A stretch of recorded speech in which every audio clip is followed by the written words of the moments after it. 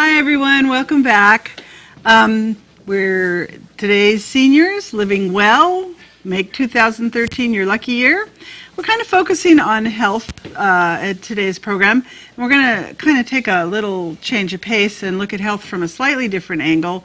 And we're focusing on veterans' health in particular. And with me, I have our new Veteran Service Officer, Terry Sanders. Terry, thanks for coming today. Thank you, Lord. Thanks for having me. This is great for me since you came and spoke to the commission last month, and I missed most of that meeting. But I know you have tons of information.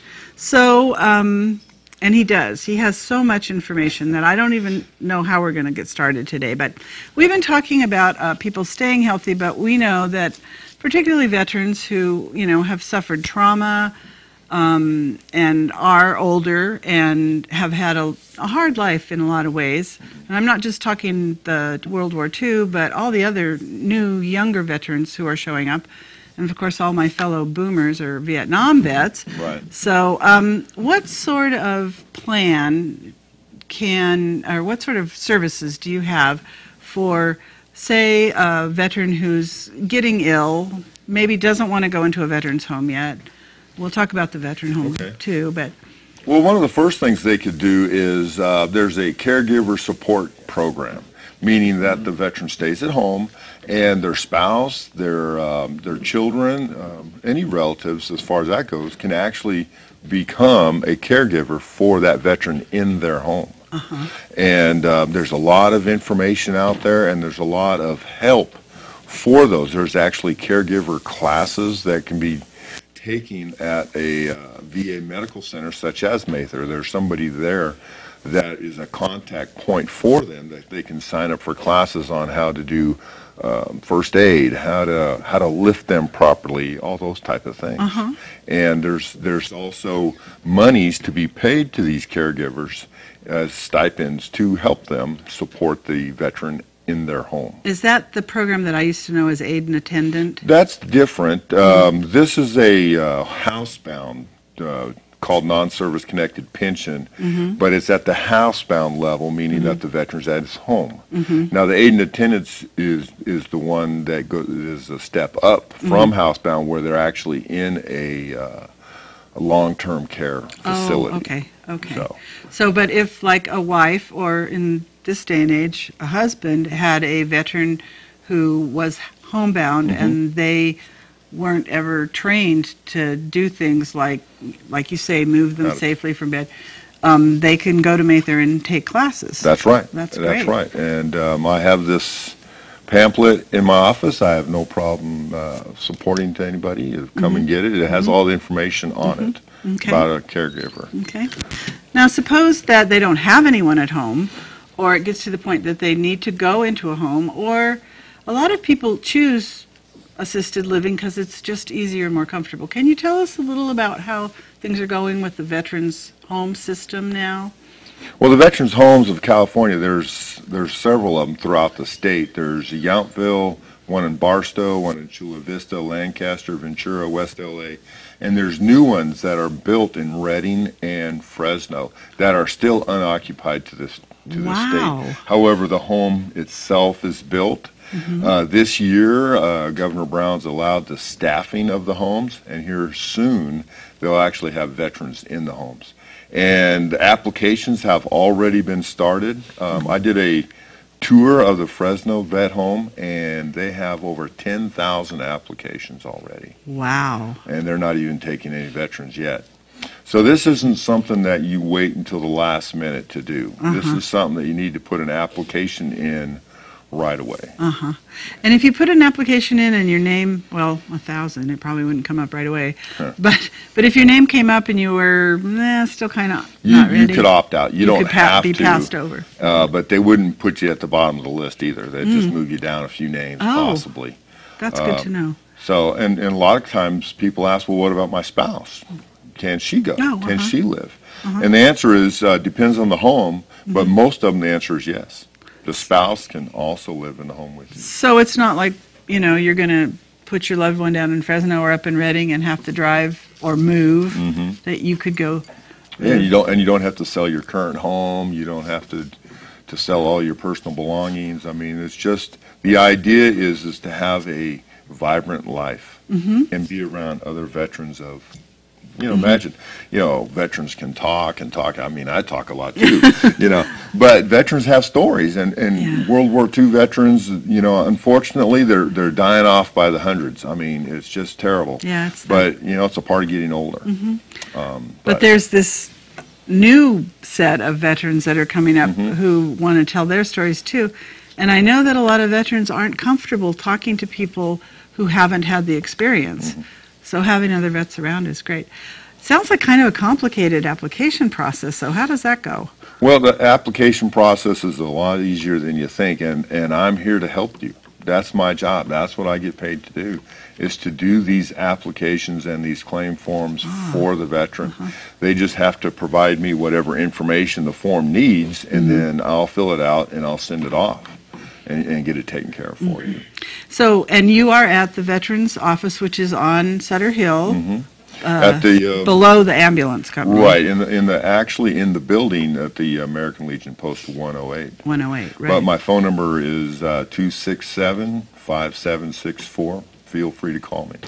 267. Everybody needs to remember that it's a Sutter Creek number, not 223. Because a lot of times I've had people call and say, I can't get a hold of the Veterans Office. I keep getting, I forget whose extension in the county that is. But so you can help them fill out the applications, and they should, if they think they might ever want to go into a home, they should come talk to you now. Right, and I also go another step further is, why not go visit these places? Oh, sure. Why not go check out these different homes throughout the state of California, and then make a decision based on, wow, this is really nice. I mean, imagine Barstow's like a desert, and Ventura is and West LA is in a city setting. So I mean, they're all different. And it just depends. I was just out in the desert in Anza Borrego, and actually it was really kind of interesting and nice. So some people like that dry heat. Yeah, and some people like living in the city. Right. So let's take it to the next step. Say that a veteran knows that they're going to pass. I mean, we all know, but I know that a lot of times we have people call the senior center wanting to talk to the lawyer because their spouse who was a veteran died, and they don't know what to do about the pension. They don't know what paperwork they need. Right. Is this something that we really should be referring them to you for? Well, yes and no. Yes ahead of time, and no afterwards, obviously. However, when I say ahead of time is veterans pass, it happens, unfortunately, and the spouses don't know what to do, as you just said. I have a checklist that I hand out that tells the veteran and the spouse what information is needed and what information the spouse has to know. Because if she doesn't know, it's difficult to get this information. And I have this checklist in my computer. I created it myself, and it talks about the different things that the spouse and the veteran should have. So the spouse can take care of the veteran in the time of after death, what their wishes are, the different types of files that have their retirement pay in, any stocks and bonds in. I mean, what are their wishes, their will? I mean, there's just so much stuff.